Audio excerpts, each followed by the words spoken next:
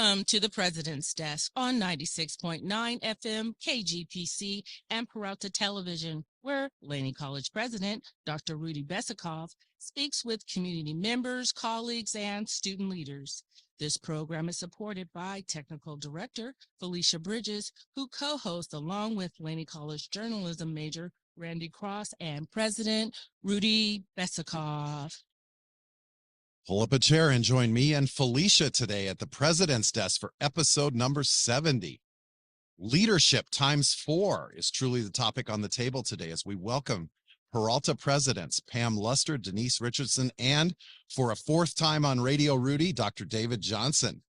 In and around our conversations, we'll put the spotlight, as always, on our partners of Laney and discuss ways to support the Peralta College's foundation in efforts to provide scholarships to our students. As always, the President's Desk airs at 2 a.m. and 2 p.m. on FM 96.9 in Oakland, KGPC, or online at kgpc969.org. It can also be seen on TV Sundays from 1 to 2 o'clock on the Peralta TV channel. That's channel 26, viewers out there. Can't catch us on radio or TV? No problem. All our episodes are available anytime on demand at kgpc969.org. along with a lot of other great Peralta programming. And as always, we can be heard on Apple Podcasts and iHeartRadio. Want to get in touch with the show? Email us at laneypodcast@peralta.edu. Of course, you can like us on Facebook at Laney College Presidents Podcast and follow us on Instagram and Twitter at Laney Podcast. You can also find select interviews and content for the show on our very own YouTube channel, the Laney College President's Desk channel. I'm Rudy Besikof, president of Laney College, a pillar that has been serving the greater Oakland community since 1927 and has been known as Laney now for 66 years, and where once again, spring semester is free. Great teams are what this show is all about, and in addition to my co-host Felicia, I want to recognize Elena Sanchez in the president's office, who books guests for the show, as well as Raya Zion, who is our show contributor. But turning the spotlight back around, and welcoming in our co-host is Felicia Bridges. Felicia, how are you today? I'm doing great, Rudy. How you doing? Not too bad. So I got to ask you this. You're in a room with 4 college presidents right now. Who is your favorite U.S. president? I didn't say Peralta president because I didn't want to get you in trouble. But who is your favorite U.S. president? Peralta. U.S. president. That's not fair, but I would have to say Barack Obama, because I just remember my grandma who passed away, but she lived a good long life. She lived till she was 93 years old, and it was the best thing in the world to see how excited she was that Barack Obama was running and that he became president of the United States in her 93-year-old lifetime. That's amazing. Now, I will say that I remember all the content on our show, even back to like episode number 4 when David Johnson made his first appearance. Lyndon Johnson, right? I was, as long as it's a Johnson, I was hoping Felicia would just say Lyndon or not Andrew, but something with a Johnson in it to kind of keep the Johnson thing going. President Richards, Berkeley City College. Denise Richards, your favorite president? Hands down, Barack Obama. I remember the night that he was elected, I was actually teaching political science, and just the electricity in the room when it was announced was just amazing. Probably one of my most cherished memories as faculty. All right, I'll ask the same question to our newest Peralta College's president at the College of Alameda, Pamela Luster. Your favorite U.S. president? No doubt about it, Barack H. Obama. Just the change of a lifetime for all of us, for all the time that he was in office, and yes, truly meaningful. All right. Excellent. Wait a minute, Ru. You have me looking crazy now because I haven't said Barack. I would say Barack too. It was the Lyndon Johnson story I had in episode. It was the Lyndon Johnson story, but you'd vote Barack too. Oh, absolutely. Oh, okay. All right. All right. Excellent. Okay. Well, you know what? The President's Desk, Felicia, always so grateful for all the work you've done just to make this show happen. We're now 70 episodes in, but I am not the only podcaster in the room. President Denise, could you tell us about yours? Oh, absolutely. Berkeley City College Spotlight is our new podcast. We are 3 episodes in, and very excited this last time to have featured the associated students of Berkeley City College, who've done an amazing job at the college, just taking student leadership to a next level. So we got to interview three of our leaders from the associated students. And for that, we had the incomparable Ramona Butler, who featured, of course, her program. It's amazing. Yes, absolutely. And before that, we did our undocumented resource center. So yeah, we're 3 in. We called it Berkeley City Spotlight because we wanted to have the freedom to just spotlight whatever is happening on campus. So are you saying a spotlight is more exciting than, say, a president's desk? That saying that, just really all right, spotlighting the fact. Felicia, she's trying to steal our listeners. And then, of course, there is another podcast out there, the Merritt Hour. David Merritt Johnson, you want to tell us a little bit about that? Well, the Merritt Hour, I think my maiden voyage was a couple of years ago. I haven't been as prodigious as maybe my colleague in terms of, I'm like Sade. I come out with an album, gotta wait on it. But I think I've only put out like 5 episodes. But when I do drop, it's hopefully people enjoy. But no, it's been a good time, and I hope to work more closely with Felicia Bridges to make sure that I'm a bit more consistent in putting out that quality show. Pam, you come to us most recently from San Diego Mesa College. During your time as president, what was kind of a way that you got yourself out there? I'm a bit of a social media maven. I do a lot of Twitter. I do a lot of Instagram, but I had people help me do that. It was very cool to have people that understood those spaces and really got me going. So I've got thousands of followers on to both of those places, which is always amazing to me. And just being out and about. I mean, really, when you think about it. So what's it been like joining the kind of leadership team here in Peralta and becoming the president at College of Alameda? So do a shameless plug. The position is open right now, the college president for College of Alameda. It is a beautiful place, and it is a place filled with wonderful colleagues. And that's what I tell people when they ask me about the job. You've got great fellow presidents. You've got a wonderful chancellor to work with, a board that's committed, and a group of people at the institution that just love what they do. They feel like they're a COA family, and they're ready for new leadership, for people to come in and put their arms around them and hug them and grow COA to where it needs to be. Excellent. All right. What has been your first impressions of the campus? Well, the geese are fun. My grandchildren came up for spring break and they counted over 40 squirrels while they were there. They were there about an hour.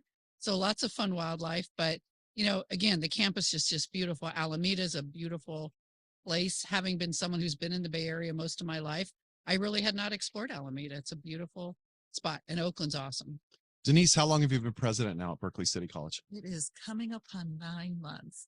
Congratulations. Thank you very much. Wow. As you know, you and I used to work together once upon a time at Laney College. My boss. Yes, that was a while ago. Just differences between Laney and BCC. Well, BCC, the wonderful thing that I like about BCC, it is one building, and so you get to really see people and get to know people. You catch the elevator together. It's wonderful to be in the heart of downtown Berkeley, but to be self-contained. So it's made us a really close-knit community. Some exciting things are going on your campus right now. Could you tell our listeners about them? I was hoping you'd ask. Absolutely. On April 23rd. It's called show prep. That's what we get. On April 23rd, we are having a block party to commemorate our 50th year in Berkeley. It was, of course, first Vista. Now it's Berkeley City College. And so we're very excited about, celebrating that big milestone. But in addition to that, we're also celebrating our groundbreaking. We're putting up a new building, a 2118 Milvia, which is just down the street from our campus. And so it's going to be a second building of our campus. And we're so excited because we're going to be able to spread out a bit some of our categorical programs over there, as well as some additional classrooms, and administration will be moving over there as well. All right. So some of us head to the Oakland Hills. We start driving. If one goes up a certain road that gets you to Merritt College, what can prospective students expect? Oh, besides the beautiful view and the occasional deer running through campus, Really? It's really I like to think of it as an educational oasis for a lot of our students. We encourage students across the Bay Area to attend Merritt, but especially those students who live in East Oakland. A lot of times there's this idea of students coming from the flats that somehow the school on the hill doesn't belong to them, but it is their community college too. So it's a place where they can come and really focus on achieving their educational goals. It's a place where you can literally, at least for me when I arrived, get a sense of the history and the historical significance of what Merritt has been. When it was, I guess back then it was Grove Street for the old Oakland folks, before it became MLK. But the legacy, I mean, Merritt at one time was I think the cultural locus of activity in Oakland in terms of home of the Black Panthers, obviously, but also looking at Merritt College as being a place where one can reinvent oneself. That's what we're in the process of doing. Had a rebranding. Now the Merritt Panthers as opposed to being the Merritt Thunderbirds. So I might have a T-shirt that someone gave me with the new branding. There you go. There you go. And anyone who wants one can just can come by Merritt. We have all sizes. I see Dr. Luster is waving at you, saying, Okay. "Hey, I may be a newbie, but I want a shirt." Yeah, Oh, no problem. I got you. Cougars can wear Panther outfits. There it is. See what she did right there? There we Out go. of the DOA Cougars. I understand you also have some new construction going on. I have two, not like I'm paying for it. Merritt College is blessed to have two buildings, construction projects are going to be coming online fairly soon. The first is the Child Development Center, one of our child development and early childhood education programs, one of our strongest programs at the college. So we're really excited about that. And then we have a landscape horticulture building coming on. That's probably another 12 to 18 months away. But we want to say thank you to the voters of Alameda County, two $40 million buildings. So excited about those projects and looking forward to filling those classrooms with students. That's amazing. Well, I don't know if you're aware, the audience of this show, the kind of the way Felicia and I've designed it is that it's for students and whoever else might be listening in, colleagues within Peralta and around the state. But so I want to go ahead and take the discussion to our students for a moment. And when this show airs, we'll probably be within striking distance of finals week. So does any of you have like we won't say fond memory. I don't know if fond memory and final exams would be in the same sentence. Does anybody have just a memory of taking finals that stands out with you? I remember being at the Village Inn, for example, in Boulder, Colorado, drinking very weak coffee at 2 a.m. Well, I guess the statute of limitations, hopefully. I remember I was trying to get out of a history final, and you pull the fire. No, I didn't. Okay. Well, although that happened quite frequently. We do have a pretty wide audience. Yeah. Hey, Don't give anybody any ideas. No, I mean, actually, I was one of those students. I never in my entire college career pulled an all-nighter for finals. I just kind of hey, at a certain point, either I know it or I don't. It's better to get a good night's rest. But I remember the feeling of just excitement and relief when I took my last final at Berkeley. It was a statistics class. Crazy thing was the grades for that class didn't come out until after the graduation ceremony. So I had to tell my granny, it's looking a little shaky. Come on, luckily I did pass the class and didn't have to come back over the summer. But that's kind of the thing that sticks out in my mind. Felicia, I hope the magic of television captured when David said that he never pulled an all-nighter the way the rest of us in the room. Yeah, they kind of looked at me side-eyed. Now, the person who reacted the most to this was Pam. Pam, do you have a good final story to tell us from memory? Proud Spartan, graduate of San Jose State University in beautiful San Jose, both my bachelor's and master's degree.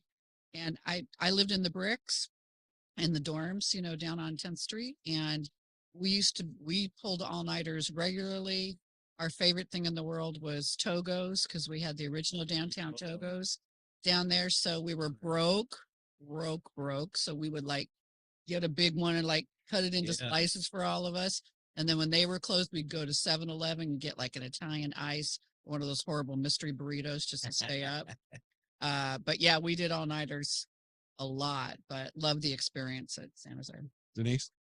Yeah, I pulled my share of all-nighters, and I always rationalized that it was okay to eat junk food on those occasions because, I was under under the pressure. And so I kind of excused myself to do exactly what you just shared. But some of my other memories from the faculty lens of finals week is that I would see people I'd never seen before in office hours. So that was always kind of pleasant to just kind of tease my students and say, "Oh, so nice to meet you, Dr. Johnson. Didn't know that. Never saw you in office hours before." So that's kind of a fun memory. Wow, that's that good. I don't know if just to embarrass Denise for a second. I don't know if any of our listeners out there are deans or directors, but one good practice that Denise had was to have a fully stocked bowl of candy That's right. that would have her vice president of instruction, me, in her office all the time. And at that point, she'd always find a moment to advocate for something or ask for some. Deans out there, Milk Duds, Skittles, having those on hand. Yeah. Snickers, yeah, that's right. Snickers is my thing. Pam, you mentioned teaching as well. What was your discipline?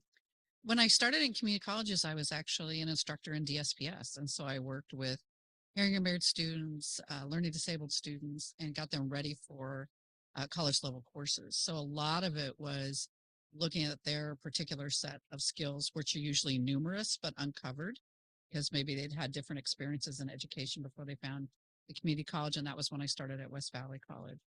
I now teach at San Diego State in the doctoral program for educational leadership, but loved those early days of teaching with my students. Excellent. When you teach educational leadership, is there a certain pedagogy area of focus that you have? Or So I teach the capstone course in the program. So by the time I see the students, they are stressed out right in their dissertations. And the last class is actually a scaffolded final project where they create a community college soup to nuts.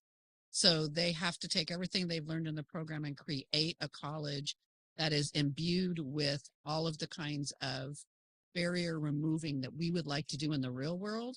And they get to build a college, brick and mortar, in the sky, wherever they want to build it. So, and then we talk a lot about leadership in the class as well. I was always curious about that word capstone. What does that mean? So they're capping off, putting the last stone in their educational journey in their doctoral program. So it's the end of a 3-year program. Again, they've been doing dissertation. They've probably had their proposal approved at that point. And they're actively writing. So we don't do a ton of textbooks. We try to make it as real as possible. I try to incorporate former students who've been through the program because they're out in the real world. All of these students are in the real world just when they're going through the program, but yeah, it caps off that experience. So they take everything they've learned and distill it into that final project. David, you are Dr. David Johnson. So what was your dissertation about? Ooh, race relations in the northern states in the 20 years after the Civil War. So to study and to gather your data, what was the activity that you engaged in? Wow. Well, when I wasn't procrastinating, attending A's games and going to Cache Creek, it involved am I about to say that? It involved spending a lot of time in the stacks. I traveled to Library of Congress, Schaumburg, New York, to look at some primary sources. So yeah, it was fun. I took a little longer than I probably should have. And then when I got the letter from Berkeley saying that I was outside of what's called normative time and that my money would run out if I didn't finish my dissertation in a year, then I kind of amazing what that'll do. Oh, absolutely, absolutely. Okay. So we do have a poli-sci person in the room. Gotta ask your dissertation, Denise. What did you focus on? Well, my dissertation was, of course, the educational leadership program. I focused on success strategies for Black males in STEM. And I wanted to focus on success strategies because we knew what some of the obstacles were for those who weren't doing well. So I wanted to isolate what things really work for students. And I had 4 study participants, and each of them just had very unique stories about what really worked for them. But a thread that was woven throughout everything that they shared was having someone who was on their side, having a mentor. That was really important for them. Having instructors that they felt that they could go and talk to, saw them. Because a lot of times Black male students don't feel seen by their instructors. So one of the things that they felt contributed to their success was having that relationship with faculty members. Also, having a space that was their own. They talked a lot about, having a space just for them to go and to feel like they could have some camaraderie with other students who shared their experience. A lot of different things that they talked about, having a strong family structure in place that supported them so that they didn't have to worry about rent and those types of things. So it was just really interesting hearing all of their stories and finding out what really worked for them in terms of contributing to their success. You touched on a great topic of conversation for all of us, something we all grapple with: obstacles our students face and what we do as educational leaders to try to address them. I'd like to stay on that for a minute and just kind of throw the question out to the room. What are, in your own leadership stories, what are some obstacles that you've taken on at your colleges, and how have you addressed them? Well, I would say, in my opinion, the biggest obstacle, and there's also opportunity too, is we have an open system. And so at times, the uneven level of academic preparation is something that's it's a very real thing. And how do you provide students with the support and the resources necessary to be successful, but at the same time ensure that they're adequately prepared once they leave our institution, that they can do well any other institution in the world. So we're having statewide over the last several years conversations about, not to use jargon, but AB 705 and 1705 and things like that, which is the extent to which a student should be Math and English. Yeah, math and English. Yeah. I don't want to say pejoratively, but compelled to take these courses before they go into transfer level English and math. I mean, so just trying to navigate that, trying to remove barriers that would elongate their pathway, which you don't want to do because life happens and tip students will stop out when that does. But at the same time, making sure that we're not rushing them through, or making sure that once they go through that pathway, that they have the skills, the requisite skills to do well wherever they decide to transfer. So David, let's say I'm a student. I show up at Merritt College, maybe a returning student. Yes, sir. And I'm within what I like to call it the 5 seconds, the moment where I get on campus and I have that 5 seconds of, am I making the right decision? And I hear about math and English requirements. What at Merritt College will support me? Well, I'm going to say a name, Isela Santana, who directs our learning center. They're very supportive. They're going to wrap their arms around you and make sure that you have everything to be successful. But I think in the larger sense, we all have a shared commitment. That 5-second thing, which you just said, I think is really compelling, because oftentimes it does not take much for something to come up for a student and for a student to say, you know what, maybe the school thing just ain't for me. And that happens so many, and it can happen in the financial aid line. It can happen A&R. It can happen when somebody's not greeted when they come on the campus. It can happen in a negative experience the first 5 minutes of class. It can happen because I don't have the money to get my books. So we're trying to look at the whole student experience and mitigate that. So, and give students reasons to say yes and continue to say yes to coming to school, as opposed to finding a reason to stop out. What about at Berkeley City College? If I'm in that 5-second moment, what's a great resource or great place to go? We have so many resources, but I would say that we have, for different groups of students, we have our EPS, we have our Undocumented Resource Center, we have our Tutoring and Learning Resources Center. All of those are places where students can find assistance. But to your earlier question, I think one of the things that we've tried to do at BCC is raise awareness college-wide, because that split moment decision can take place anywhere. Right. So we're talking about truly relevant pedagogy. That's been a big emphasis in a lot of our Flex Day discussions. We're also looking at data with a lot more intentionality. We're looking at, okay, we're seeing these gaps that are persisting and that are even widening, particularly for our Black students. So we're really interrogating the why, and I've thought about things like, okay, so what's going on even with financial aid? Looking at our financial aid data, are Black students receiving financial aid to the extent that other groups are? And if not, why not? Are there appeals being processed the same? So we're looking internally, and we're also looking at how we can directly address the gaps when they occur. It's great information as we remind our listeners that you tuned into the President's Desk right here at 96.9 FM, KGPC, also heard at kgpc969.org. Presidents, this is a fascinating conversation. Can you stick around for a little while, talk a little bit more? I need to do a little show business here, but if you can come back on the other side, love to have you back. Oh, All right. So listeners, as we transition at this point in the show, I want to go ahead and move to our Partners of Laney feature. And I've got 3 good things to kind of put out there to the community, just celebrating our partners and some great things that have been happening for our students. First of all, I want to send a big shout out to the Renaissance Center for Partnership. They put on a partnership with entrepreneurship fair at Oakland Chinatown at their cultural center. And one thing that they do continue to offer, if you missed out on that, are ongoing workshops through our Employment Services Center. And you certainly want to reach out to Raya Zion at rzion@peralta.edu if you'd like any information about that. Also on April 18th, we put on just an outstanding job fair. Again, it was in partnership with our great community partner, the Oakland Chinatown Chamber of Commerce, but also the Oakland Private Industry Council, and certainly appreciate them just for all the great work. And to our community, please, please, please mark 10 to 2 o'clock on April 26th. It's a Saturday for the Laney College Career and Technical Education Open House. We'll be opening doors all over our campus.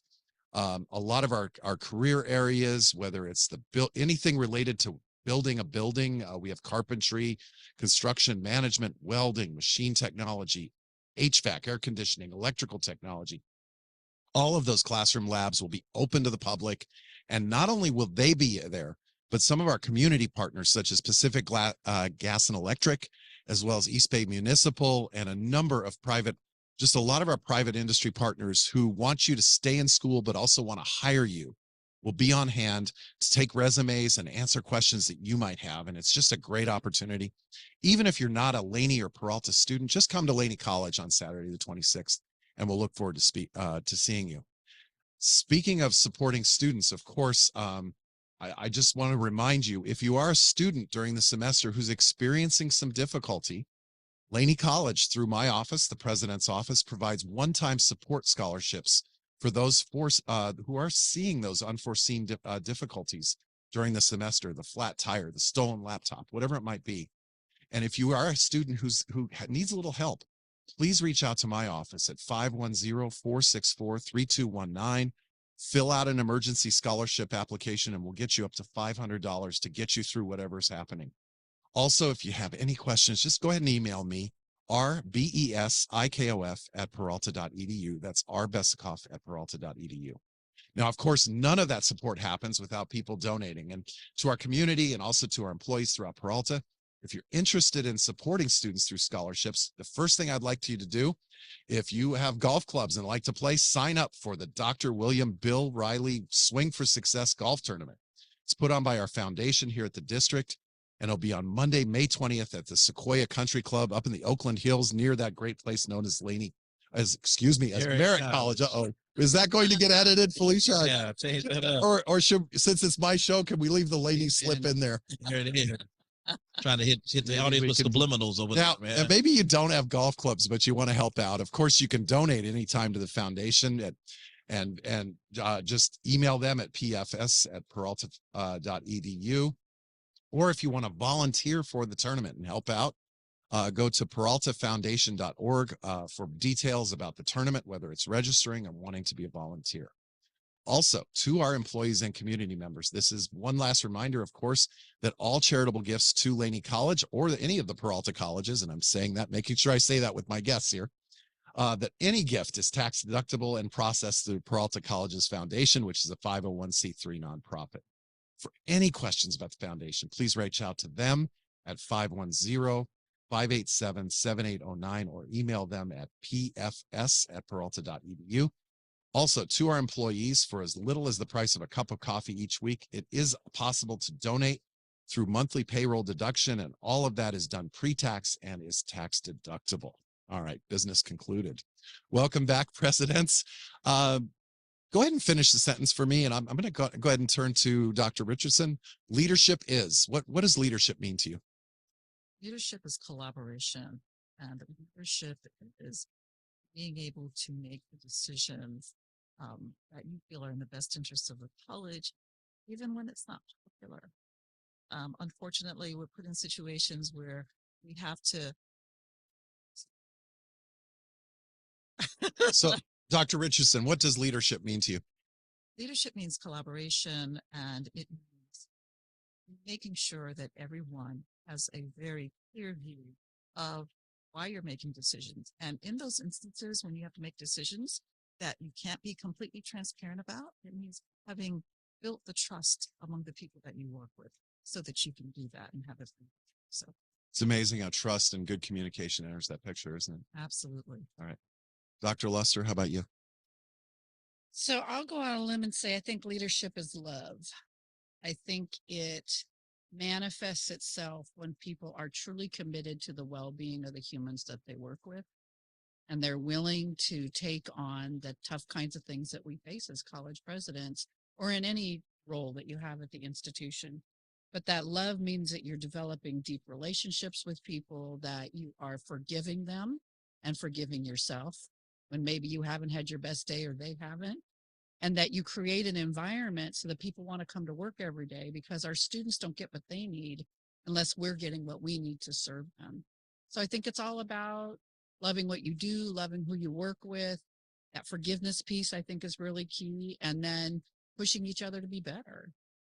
How, as a president, have you found yourself, whether it was here or at San Diego Mesa, connecting with your campus community? What if I were a rookie president? Once upon a time I was. Yeah. But if I were a rookie president and I asked you, how do I connect with my campus? What would you tell me? Yeah, be out on your campus. People knew who I was. I was lucky enough to have a little golf cart because campus is pretty big, and it really is on a mesa when I was at San Diego. So we had big topography changes on the campus. And first day of school, I had maps, pencils, granola bars, and water bottles. And students would say, I'd, roll up and say, where are you headed? And if they told me somewhere like way across campus, I'd say, jump in. Of course, the people didn't enjoy me taking students around in my cart, but, liability wise, and then I would get to know them. And that came back to me over and over. And I'd say, like at welcomes for new students, I'd say, talk to me if you're on campus. But I remember just in this moment being at commencement and having a young student come up to me and say, I was a high school student. We had a early attendance with beautiful Kearney High School down the street. And he said, you picked me up in your car. You took me to my English class. I was going to turn around and go back. Like I was not, it was that 5 minute, Five second thing, right? There you go. And he said, and you made me feel welcome. And then when I hopped out, I asked who you were. And you said, you were the president of the college. And I went home and told my mom, and here's my mom, so it's those moments, right? Like you need to be out there. People need to know who you are, and they need to know that you're approachable, and they need to know you're going to listen to them. All right, Mr. Multi-time guest on the president's desk. I'll ask the same question. We've heard collaboration. We've heard that showing of love. What does leadership mean to you, sir? Those are two pretty good cardinal principles right there. I would say, only thing I would add to that is commitment,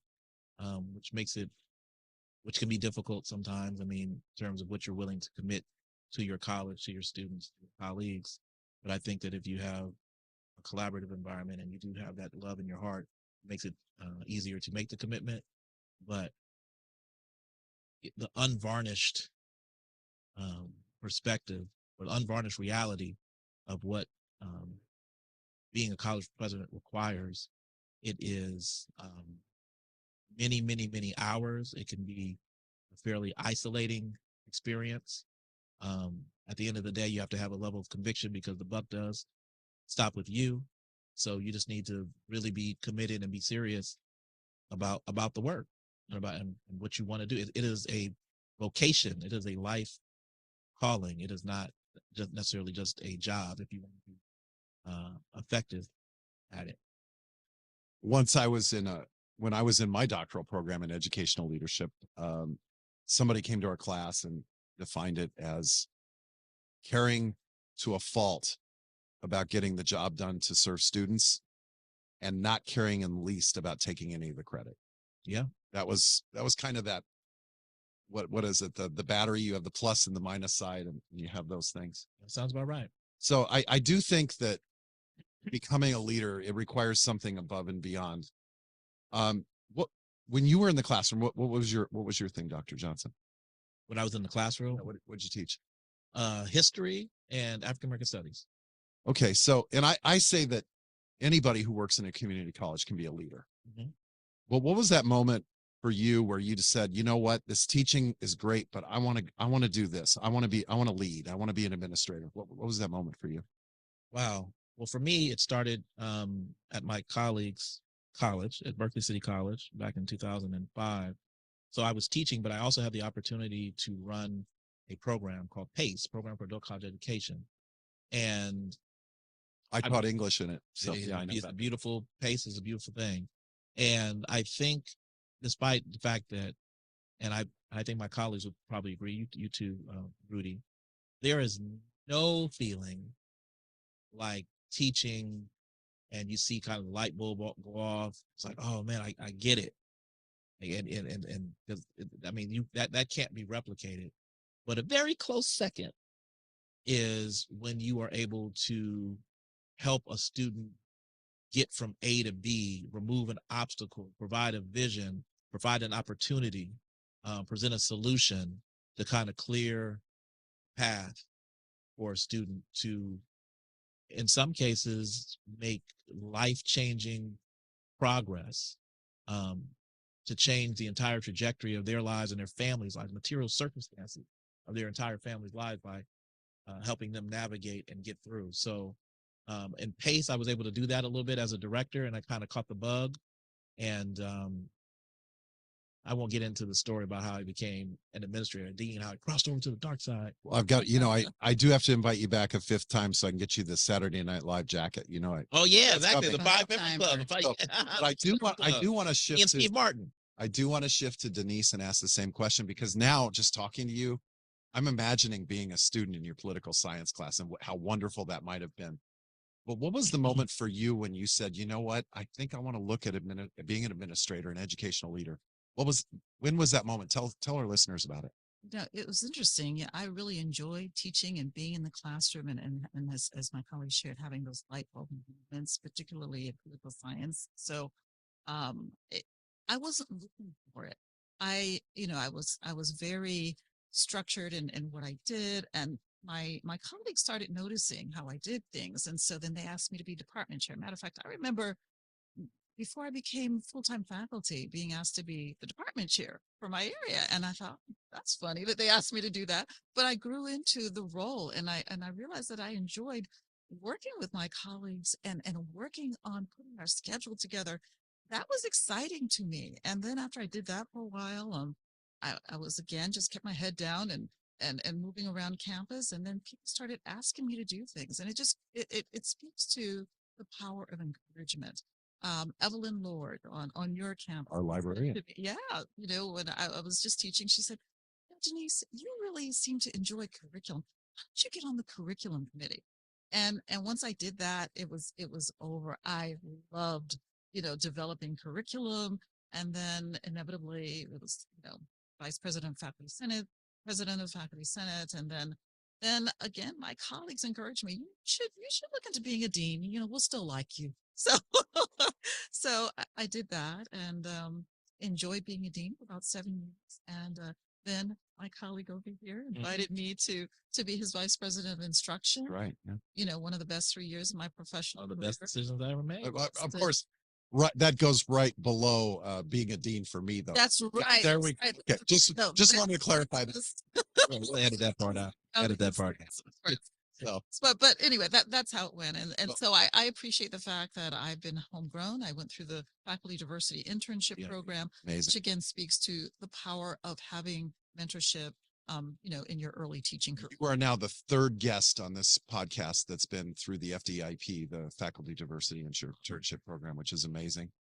You know, it's funny you mentioned department chair, and I'll just mention this before we do another station ID here. It was kind of, when I was faculty, there was kind of this understanding, next you needed to be a department chair if you wanted to be an administrator within the district where I worked. And let's just say there was a line in front of me. So I started looking at dean's opportunities. So I became a dean without doing it, but I was not only the only dean at the whole college where I was, but I was also a first-time dean at a college with no department chairs. Wow. So I got to do all of it. I got the whole package together. And speaking of just great things that are together, I'll remind our listeners that you're listening to our wonderful collaborative show, The President's Desk, right here on FM 96.9 KGPC, also heard at kgpc969.org. Pam, I'm not going to ask you the same question because I know you haven't just been a transformational person. You've been a superhero. Can you tell us about that? Yes, my superhero status. So I am an equity avenger.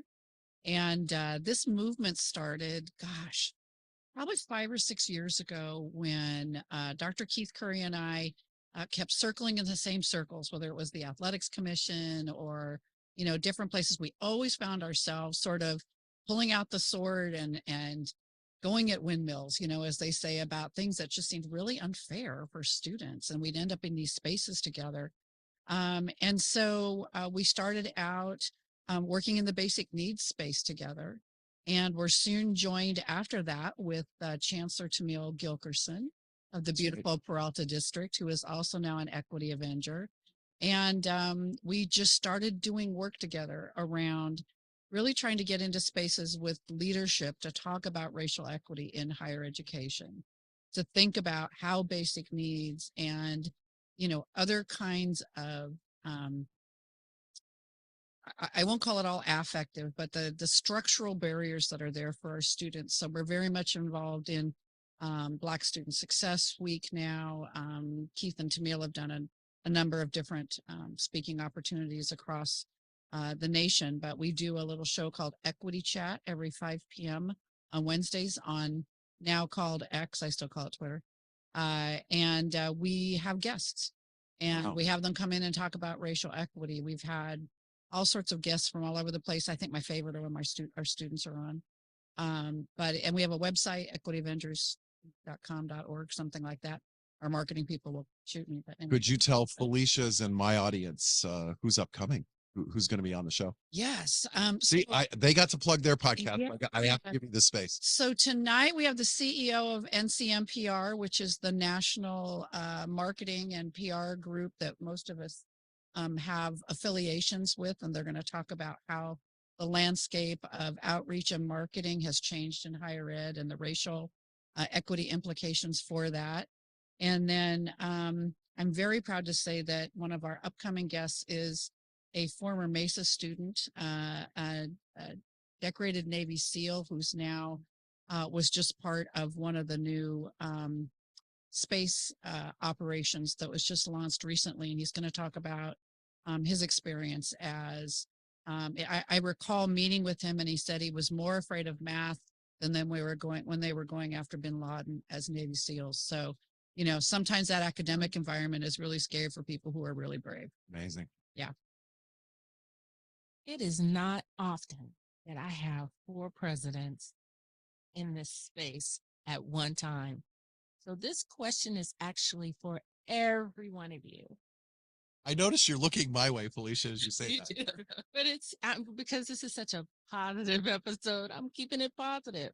I want to know the moment that you knew that being a college president was the right move for you, and that you own that president's desk. I have to give an answer that actually introduced me to Dr. Pam Luster. Getting through our accreditation and just validating our institution and the work it was doing. There was that moment of when we finally got affirmed as our institution, just having been there at really second number 1 of that process and taking us through our hundreds of pages report and the visit and going through all of that and getting to that end point of, yes, you are reaffirmed as a college. I really felt tied to Laney after that. I so many moments, those moments in the cart, right? When the students are coming in, but I think it was my first commencement, and just, I get emotional about it. It's that moment, and you're looking up at all of these families, and you're looking at people's children, the parents that are there.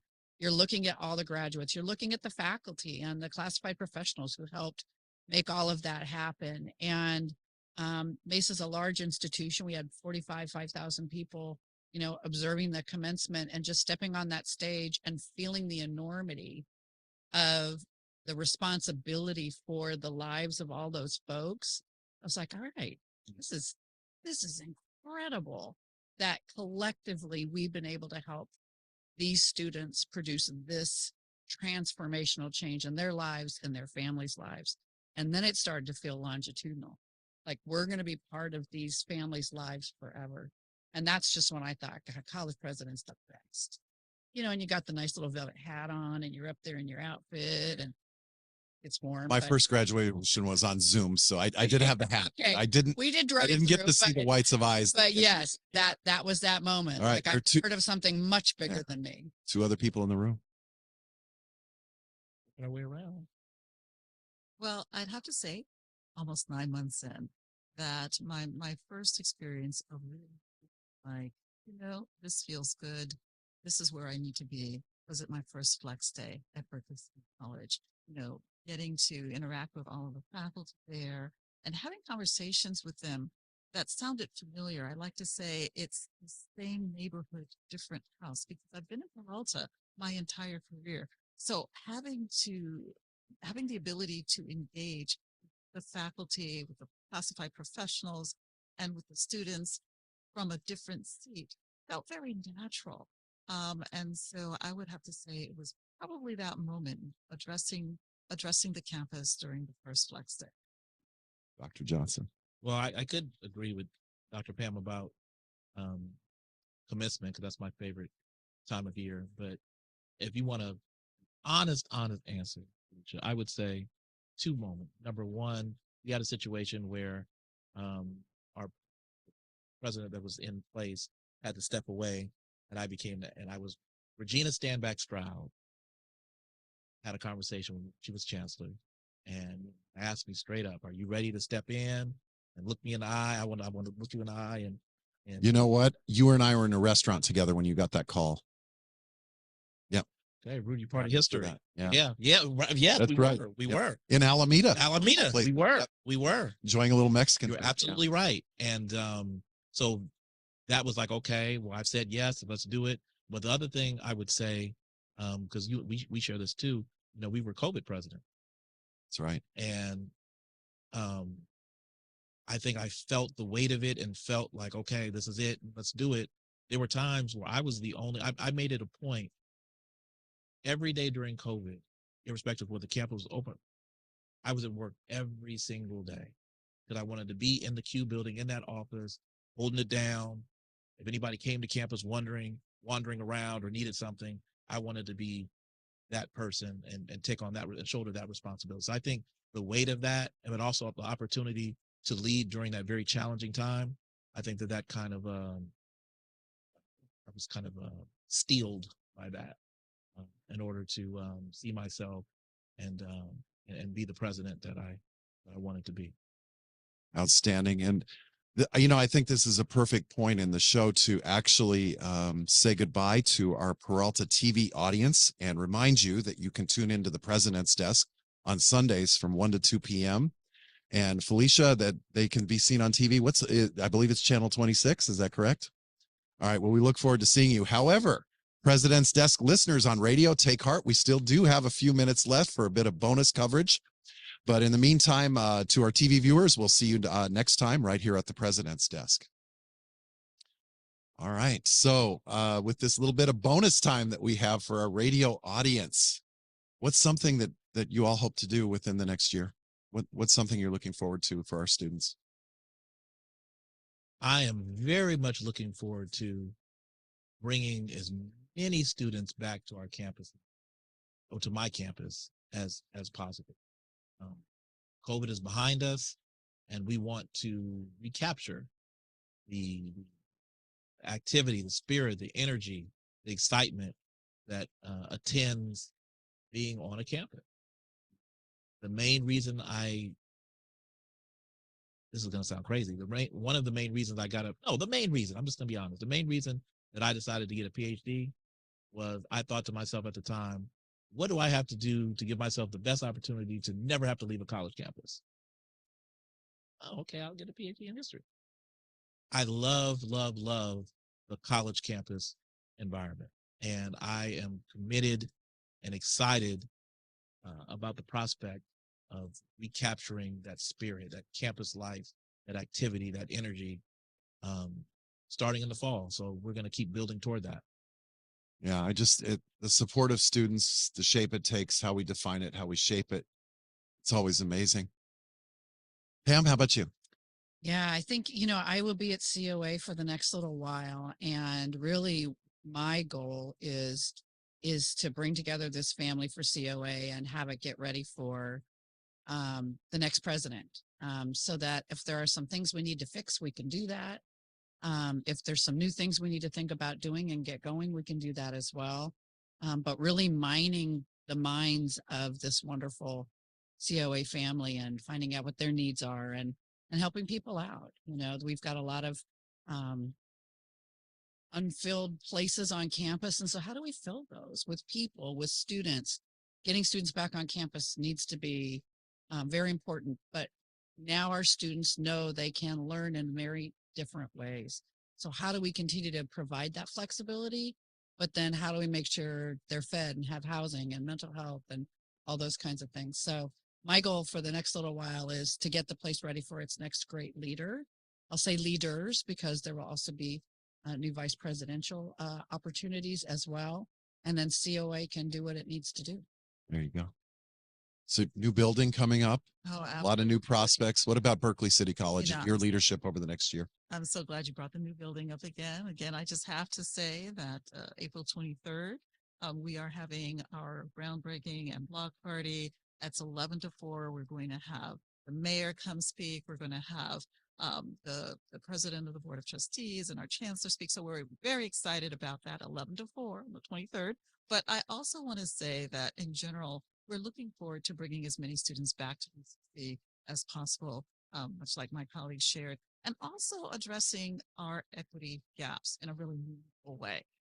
It doesn't make sense that we had such a drop-off in terms of the number of Black students who are attending, Pacific Islander students who are attending. So I'm looking forward to finding creative ways to really reach out to groups of students who haven't come to us in the same numbers as they have in the past. So we're looking forward to that. And we're also looking forward to being really integrated in our community in a new way. I'm very excited that we have established close ties with the Berkeley Rotary. They're excited about working with us. They said that they give more scholarships to us than anyone else. So that's very exciting. So we want to keep the momentum going in terms of outreach to our community and making sure that our students continue to find community at Berkeley City College. It's amazing. And I just really always wonder what the next step of innovation is going to look like as we try to help students. So it's amazing. Well, Presidents Pam, Denise, and David, just want to thank you all so much for joining me on the President's Desk, joining me and Felicia. Like I said, David, next time you get a jacket with a 5 on it for your appearances, and certainly the two of you are always welcome back anytime. And actually want to embarrass Pam for just a minute and on the air say thank you, especially in my first year as a president, for just the mentorship and the support. It's meant a lot. So you're very welcome. All right. Well, Felicia, 4 presidents in the room. Before we sign off, what your thoughts? This is an amazing show. I'm so glad to have been a part of it. Yeah, that's it. Just and love to hear that these all 4 of these campuses are under some excellent leadership. Thank you. Appreciate that. Excellent. Excellent. As we wrap up another edition of the President's Desk, we want to thank our Peralta TV audience as well as our listeners up and down the great state of California, from the far north in the 717 and the 530 all the way down to SoCal in the 619. Big shout out there to two people, two very special people. And I see Pamela Luster raising her hand there for San Diego. But also special appreciation to our great Laney and Peralta listeners right here in the 510, tuning in from Lake Merritt, Oakland, Chinatown, downtown Oakland, West Oakland, East Lake, Fruitvale, Diamond, North Oakland, Adams Point, Central Oakland, East Oakland, the Oakland Hills, Montclair, Piedmont, and of course, those right here at the Laney College campus listening to us today in Oakland. As we close up shop at the president's desk, straighten up the desk chairs, and turn the light off on today's program, Felicia, great job. Please take us home. Certainly.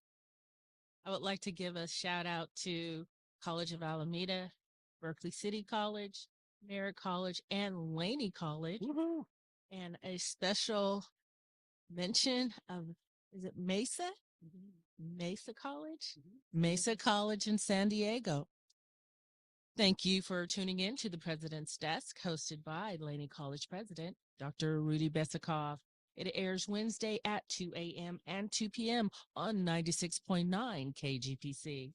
Viewers can watch the show in its entirety on Peralta TV, Sundays from 1 to 2 p.m.